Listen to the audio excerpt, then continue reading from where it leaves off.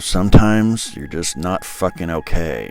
And we don't always have deep enough access to the inner workings of our mind with which to understand it. Sometimes we just gotta go through it, because looking for fucking videos to cheer our asses up, or drowning our suffering in one substance or another, or even doing all the healthy shit and taking all the good advice does not suffice. But do you know what? It's okay to not be okay. You're not fucking broken. There's nothing wrong about you.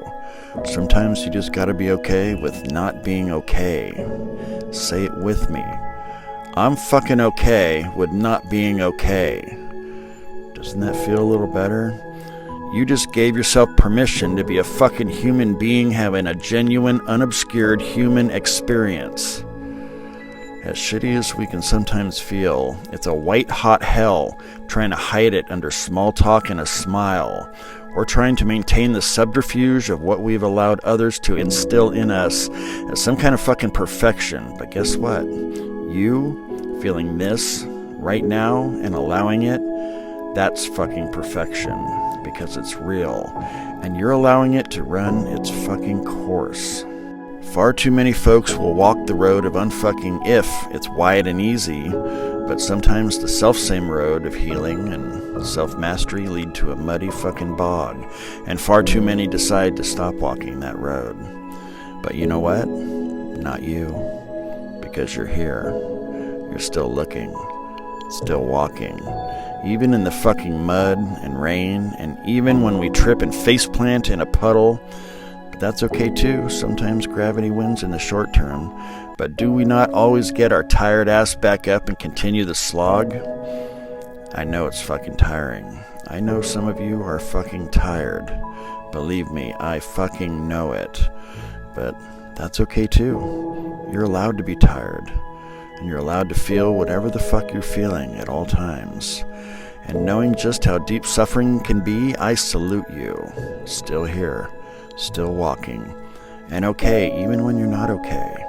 So walk tall, because you've won 100% of the battles you've fought so far. I know that because you're fucking here, watching this, right now. Sometimes all we can do is be okay with not being okay and engage with life as best we can. Drink your surroundings with eyes and nose and touch, because if we keep our natural cyclical occurrence of spontaneous moods and feelings buried under some kind of bullshit pressure to appear strong or sane, or to fit into everyone's supposed perfect social media projection of life, that very act, the act of burying something deep in the muck of the mind, will cause a rot of sorts, like burying a carcass in a shallow grave. Those pockets of methane will surface. They'll bubble up into our naturally occurring happy cycles. And although we actually feel okay, we smell the stink of it. Every time that we didn't let ourselves feel some shit that needed feeling, it shows up. What goes in must come out. So please, by all means, figure it the fuck out. But step one, be okay with not being okay. Because when you give yourself permission to feel and discharge, then when the happy part of your cycle comes, you'll reciprocally have permission to truly enjoy it, knowing in the forefront of your mind both happy and sad are just temporary fluctuations in a reality in which all things are temporary. All things but one. I'm talking about you, not your shitty thoughts, not your happy thoughts either. You are not your fucking thoughts. Listen carefully. If something arises, that means it wasn't there before, and so it falls under the purview of reality, in which all things that arise will also go away. So if you feel like shit, wait it the fuck out. It must go. When you're happy, enjoy it fully, but don't cling, because it will go too.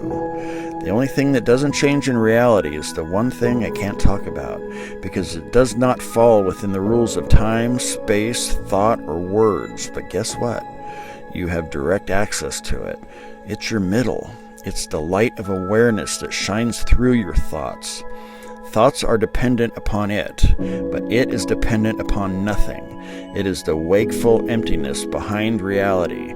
It is the self-evident presence radiating from a deeper dimension of your mind, and it is identified with your thoughts, and thus you think you're you, and you think you're fucked, and you think you're happy. But all through it, through every age and experience and mood, there's always just you, the true experiencer of experience.